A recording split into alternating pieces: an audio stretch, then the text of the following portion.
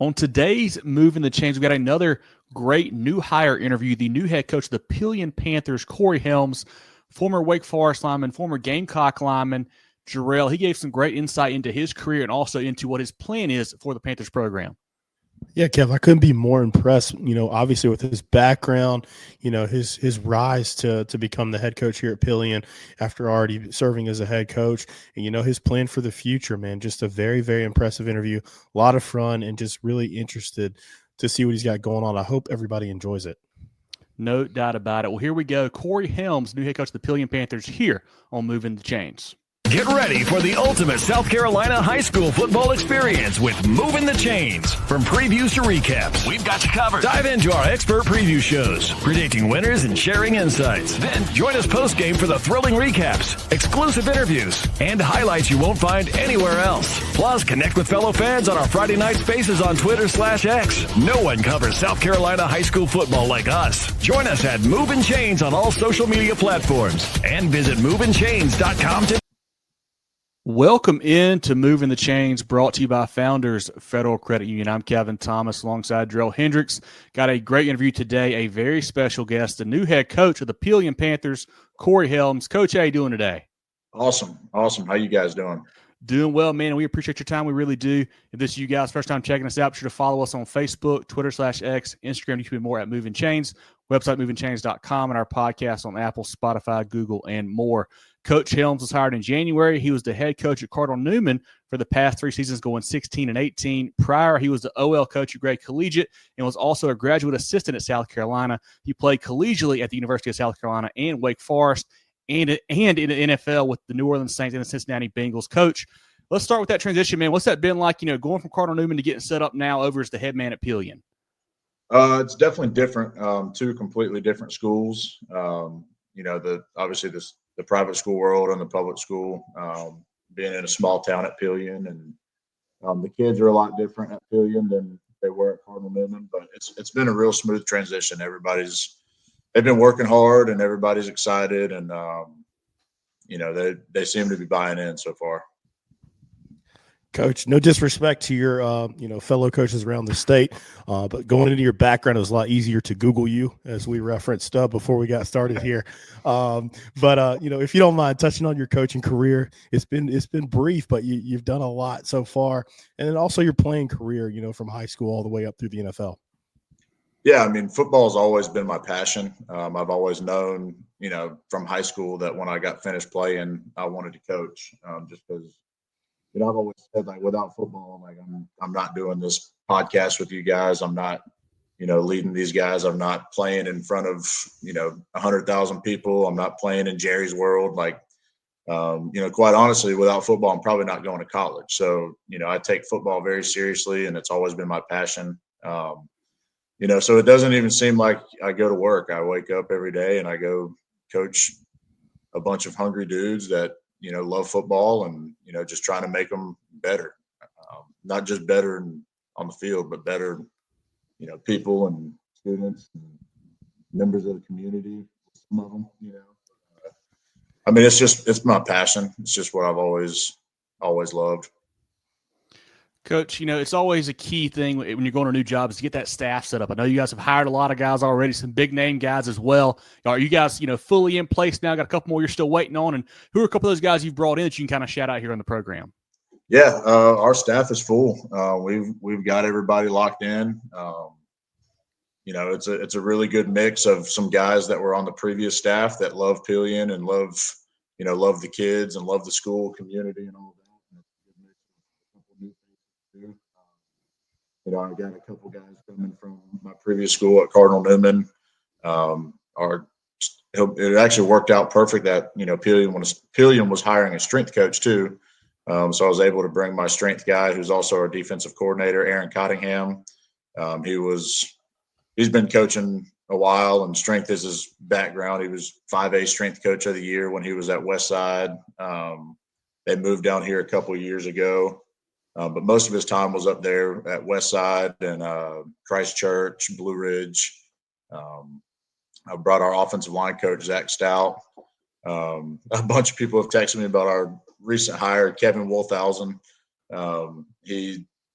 has been a coordinator and coached in the NFL and Division I football for 45 years. That was just one of those things where just connections and networking and just building relationships. He recruited our area a couple of years ago, and then one day I ran into him at the lake, and I was like, "What you doing up here?" And come to find out, he lives here. And then a few weeks ago, he texted me just checking in on the job, and we've always stayed in touch. Let's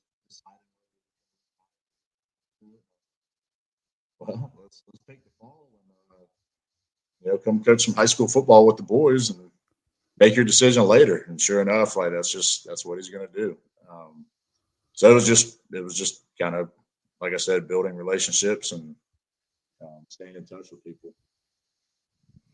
For our listeners that are more of the high school league ilk and haven't been tapped into skis of ball and what you were able to do at Cardinal Newman, what do you like to do schematically? What are you going to bring to Pelion on the offense and defensive sides of the ball? And, how should we expect that team to attack next year? Well, schematically, I get more into the culture and the brand of how we're going to play first. I talk about our offense for 3 years at Cardinal Newman was completely different all 3 years, just because we've really we have our base terminology and our base schemes, but we adjust a lot to our personnel. 2 years ago, we were mainly 10 personnel because we had 4 or 5 receivers that could all go. Whereas last year we had, 250-pound tight end, another couple H-backs. We were a lot of 12 personnel, 21, 22. Running the same stuff, but just a lot of different looks. So I get more into how we play. We're going to be very finish everything we do. But it's not. You can't just say that. We're trying to build that right now. We're halfway through our mat drill program, and just everything we're doing is just finishing and trying to get the most out of the guys, pushing them further than where they think they can go. I always tell them and it goes to the season, but I want to make Monday through Thursday hell. And then Friday, I want it to be easy. It's just natural for you guys. So right now we're more focusing on the brand that we're going to play, but schematically we're going to be aggressive. I haven't seen our guys in pads and really on the field yet outside of a little bit of skills and drills in March. But like I said, a lot of our guys were doing track and baseball. So, it does seem like we will have some receivers, so we might be a little more multiple offensively.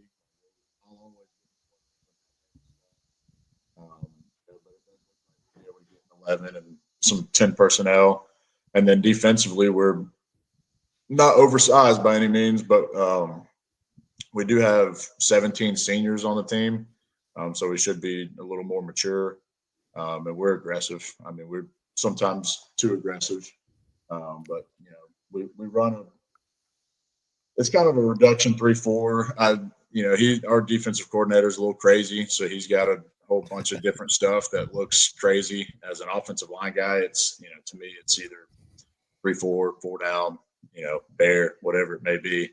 But it's kind of a reduction 3-4, and but all of a sudden you blink and he's in a 4 down front and then a bear front, double mug, and just a bunch of stuff, but very multiple. Coach, you've been around some great coaches from your high school career to your, playing in college as well. But who are some guys you kind of maybe model your style after, or guys you even like to watch today, maybe in the college program, to kind of try to pull some things from as you build the way that you want to, lead your program?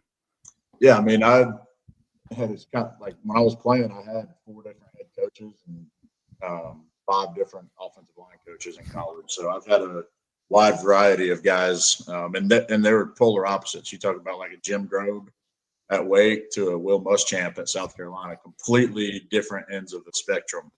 I would say there's bits and pieces from everybody, from the head coaching world and the offensive line coach, just a lot of personalities, but I'm just more myself. I'm goofy with the guys. I have fun with them. They know when I'm serious. We have a standard that we're going to set, but we're not going to make it. It's high school football. We're going to have fun with it too. I really like the style that Coach Muschamp brought, just how he was just very tough nosed and blue collar work ethic. It's like I told some of the coaches, like, I'm not going to be afraid to get my hands dirty either. I'm not the type that's, a micromanaging, what do they call it? Like a CEO. Like, that's not me. Like, I'm going to get in the mix, and I'm doing drills, and I'm running schemes, and hell, I'm painting fields. Like, I'm going to get in the mix with everybody too. And that's kind of how, like, Coach Muschamp was. Like, he was just that blue collar, tough dude. And guys, at least myself, I liked it. So, Coach, MTC, our biggest goal and emphasis is on the players, to give them a spotlight for sure. We love talking to coaches like yourself, but it's all about the players. You mentioned you had 17 seniors coming back. Who are some special guys that we should be on the lookout for? Well, we have 17 seniors, but we also have 17 juniors too. So, 34 guys. Now some of them haven't played. Like a couple guys, like we got pretty much the whole basketball team out right now, which is exciting. That's the first time I've had that. But there's a lot, man. I'll be able to tell you more once I see them all on the field. But just you look at guys. Ben Stabler, tight end, defensive end. He's kind of he's a returning starter. He's been working his butt off. Hunter Rawl can play anywhere on defense, outside linebacker, safety, inside backer. We're going to try him out at running back this year. Just a tough dude, very athletic. Jaden Moore, Jaden Fields, those two receivers right there, both rising seniors, both started last year. Basketball kid named Colton Rogers. I think he played football his freshman year, maybe.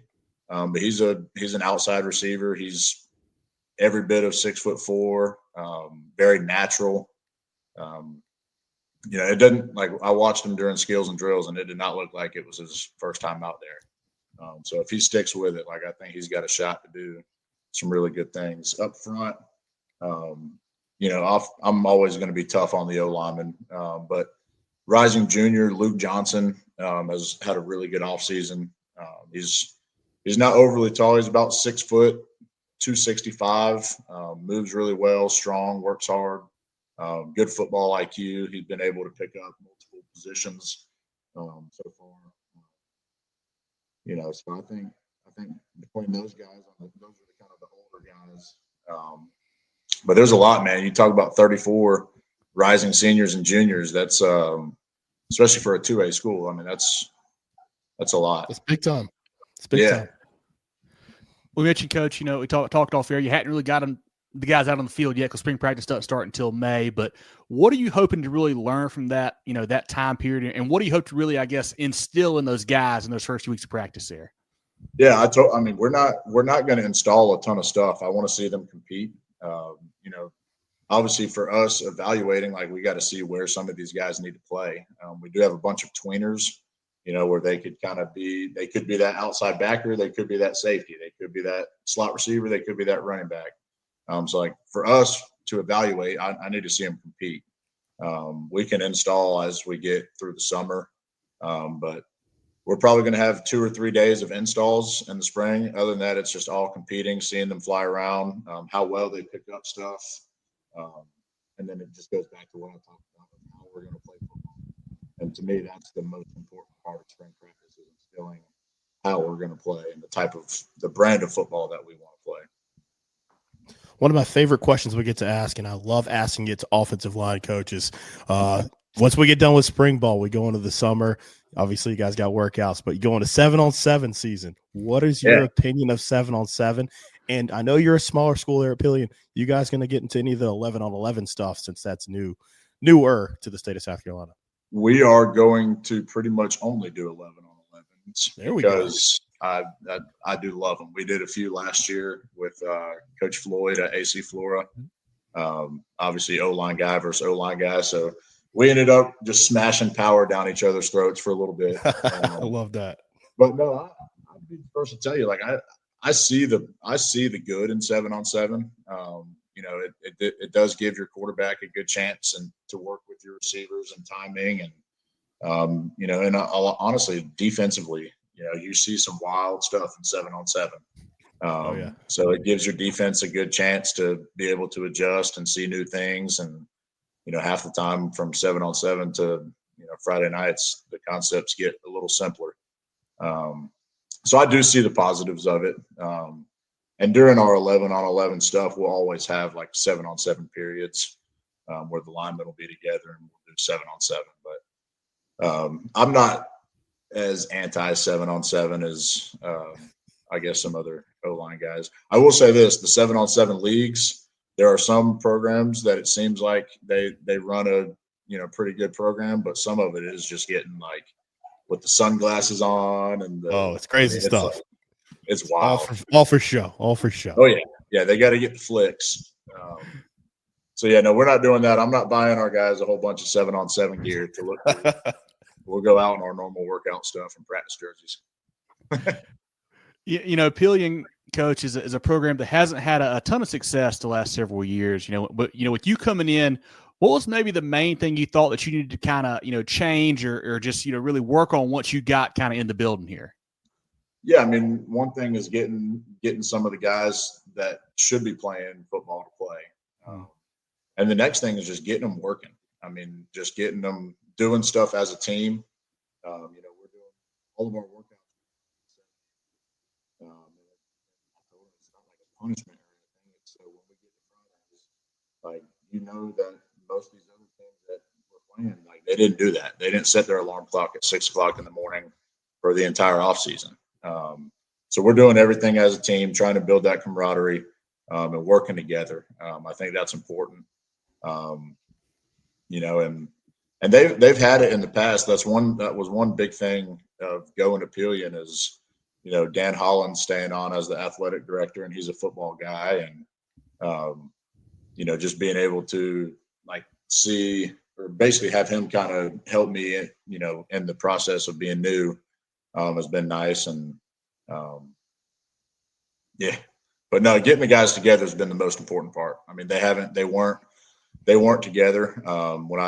When I talked to them for the first time in their football class, there was 11 dudes in there, and it didn't even really seem like there was a team.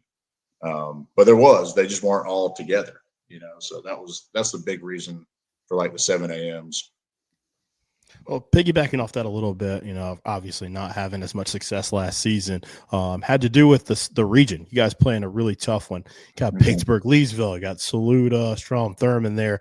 I mean, how does that prepare you? I mean, how do you prepare in the off season and kind of setting the tone? Obviously, your non-region schedule and things like that, you know, for such a rigorous region schedule. And how does that prepare you guys going into the playoffs in the future? Yeah, well, I mean, once you get into the playoffs, you would hope your first couple matchups are a little easier. No, I mean, we prepare the same regardless. You know, if we switched regions next year, we're going to still prepare the exact same as we did this year. You know, there's a way that I like to do things, and that's what we do. But, you know, it does fire you up a little bit to be able to play in that region. I mean, if you're not excited to do that, then I think you're in the wrong sport. You know, as a coach and as a player, like, you should look forward to, you know, going to Saluda and Strom Thurmond, you know, the Purple Haze and all that stuff. Like, the environments are going to be great. You know, and obviously it's the heck of a battle. You know, so that's the competitive side, and you know, kind of gets up for that. Set your kids up with a lifetime of financial success with Smart Start from Founders Federal Credit Union. Just like learning the rules of football, understanding money management is crucial. Our Smart Start products and educational resources help teach kids the basics of saving, budgeting, and smart spending. Give your young MVPs the skills they need to move the chains on their financial futures. Learn more at foundersfcu.com/smartstart. Federally insured by NCUA. Membership qualification required. Terms and conditions apply. Couple easier ones for you, Coach, what you go tonight. Maybe it's in your office on a Friday or for a home game or on the bus for an away game, but what's on your pregame playlist as you get ready to hit the action? I have a wide variety of music I listen to. Okay. It can be anything from Boozy to 2 Chains to Leonard Skinner to AC/DC. Like it gets and usually gets a little wilder the closer you get to game time. But I have found like the last few years as a head coach, it's actually gotten more mellow as I got closer to game time because I can't strap up anymore. So, you know, and I call plays on offense too. So you got to be a little locked in. You can't just be freaking bouncing off the wall the whole time. So I know one time last year, like we scored a big touchdown to give us the lead, and I just started walking back, and like they were like, "That's the first time I've seen you not celebrating." I was like, "Dude, there was too much time on the clock." You know, a lot of game left. Yeah. So, but yeah, no, it's a wide variety. I do like Boozy though. Okay. Yeah. Love Boozy myself. I Boozy as a goose. I love there that. Love that. Your coach Kevin and I were big foodies. Obviously, we've been burning up the road the last few years, going to all these towns. We'll give you a little bit of grace since you're newer to Pelion. But what are some places you've identified so far, if we come down there on a Friday night, that we should check out? I'll extend it too. You spend a lot of time in the Midlands, so if you want to throw something from Columbia, we'll accept that. No, I'm gonna give Pelion some shout outs because they got some food down there. I've been commuting a lot too. I'm still in the process of moving, so I haven't fully embedded myself, but the Farmhouse Grill has been a staple of mine so far. They got everything. They got the meat and threes. They got wings. Oh. They smoke the wings, and then I don't know if they fry them or what, but they're smoked and then crispy. Come on now. Talk to me. Yeah, no, that place, they've got my heart so far. Don Pepe is a staple down there. It's every time you go by it, it's packed. We went Wednesday night, and it was lit. I think the whole town was in there. So that's Don Pepe's Mexican. Sweet Magnolia is on the corner is really good. El Churrasco on the corner is also really good. Those are the four that I've eaten at so far. Tell us about Sweet Magnolia. We didn't get a preview of that. What they got on the menu? So I've only been once, but it's kind of similar. They have some meat and three stuff. They got wings. They got, I want to say, I didn't order it, but they got the country fried steak and all that stuff too. Perfect. Coach, you mentioned it off the top here, you're a former Gamecock offensive lineman. Obviously the program seems to be on an upward trajectory. How do you feel about this 2025 season coming up for Coach Beamer and the boys? I feel good. I like it. I mean, anytime you got Lenore Sellers and Dillard Stewart coming back, you got to be hopeful, No, it seems good. It's one of those things now where like every year could be so different in college. It's not like, when I was playing and before that, where like you build programs and which Coach Beamer's done a heck of a job of building a program. Now like they're building teams. You could have a 2-10 team one year, and then all of a sudden they're 11-2, and it's not like they developed all these freshmen coming up. They just went out and got a whole new team. So it's just completely different. But no, anytime you got Sellers and Stewart and those guys back, it definitely is exciting. Super excited, man. Coach Beamer's done a fantastic job, especially keeping the kids in state, going to South Carolina. So I love seeing him do that. Coach, the last one before we let you go here. I know it's early. You still haven't gotten the guys on grass in spring ball.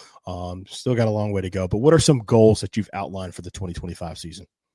We've talked about a lot just through the first 6 weeks of our program is just maximizing our potential. And I don't know if that's going to mean a 10-win season or if it's going to be a 4 or 5-win season or what. I want our guys to maximize their potential. And that's not just on the field too. It's, practice habits, they got to improve, being in the building, whether it's in the hallways, in the classrooms, like just being at the best of their potential, really in all phases. I think once we take care of that, I think the score is going to show. But that's the biggest goal for mine. And I know that's like total coach speak. No, I'll be the first to tell you I'm competitive as hell and I want to go win every game we play. Realistically, I have no idea, but the coach speak is, and it has been a message we've been talking about, is maximizing their potential, trying to get them to do their best in everything. Well, this has been great. I want everyone to go check out Coach Helms and the Panthers on social media. They do a great job posting updates on their program and their kids. Certainly follow them on there. Like I mentioned, follow us at Movin Chains, website movingchains.com, podcast on Apple, Spotify, Google, and more. Movin The Chains brought to you by Founders Federal Credit Union. Jerel, anything else for Coach? We'll let him go today. Yeah, first thing is always, we got to thank you for your time, Coach. You did not have to spend part of your evening with us tonight, so we really do appreciate that. Wish you continued success in your career. One of the, small story, one of the first legit road trips I took doing this, me and Kevin went down and caught a great collegiate game. So on the rec field back there, I was like, who's this guy? Who's this big sleeveless guy that's coaching the O-line? But so we followed you. Yeah, we followed your career for a while, so we wish you continued success. We know you're going to do great things there, and just appreciate you coming and joining us tonight. Yeah, thank you. If you guys get a chance to come down to a game, that'd be awesome. We got a really cool community. Friday nights should be electric. We're going to do some cool stuff, just with the overall game day experience for the guys. The kids are hungry. We got a bunch of they're kind of really trying to latch onto something. Trying to find something to succeed in.